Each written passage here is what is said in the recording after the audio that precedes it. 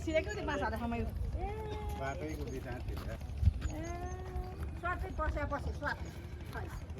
boarding ठ्याक्कै boarding गरेर ठाउँमा रहेछ बोरिङ गरेकै पानी भएको ठाउँमा डुब्यो कि हजुर बोरिङ गरेकै ठाउँमा डुब्यो कि हो र ठ्याक्कै बोरिङ त्यहीँ डुब्यो कि लकै त्यो बोर्डिङ बन्द गरिहाले त्यो गोले पानी बन्द गरेर नगरे भए के हुन्थेन होला पानी बन्द गर्नाले गर्दा नि यस्तो भयो कि यहाँबाट ट्याक्कै गाडी चाहिँ उता गइरहेको छ कि जानु चाहिँ यस्तो गाडी उता जान्छ स्वादको कसो मान्छे कसो पानी घुमिरहेको हो नि त्यहाँ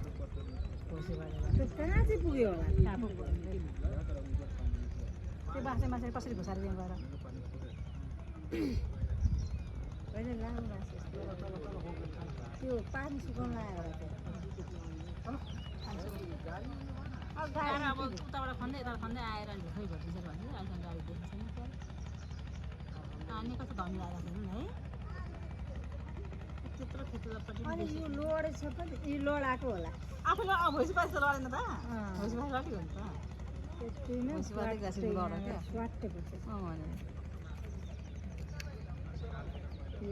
तर यो मेलामा त धेरै भसार छ नि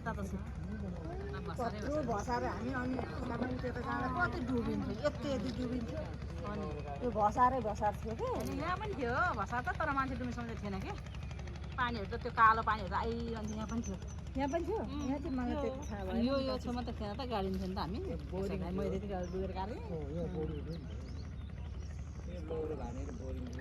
त्यो बाटो त्यहाँ भसेर नि त अचम्म लाग्यो पानी कस्तो घुम्ने हेर्नु न त्यहाँ मान्छे चाहिँ मरेन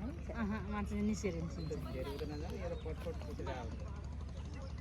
अनि फेरि तपाईँ गाडी बजाउँदा पाहाड भने कालाखन जान्थ्यो फेरि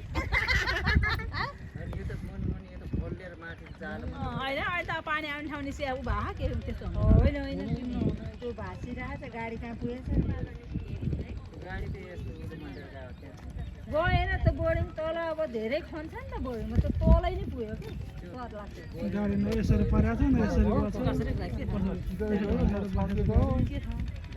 ठाडो भएर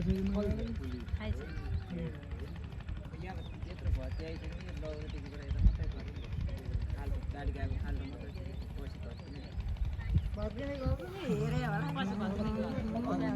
हेरेको त छैन हेरेर त होला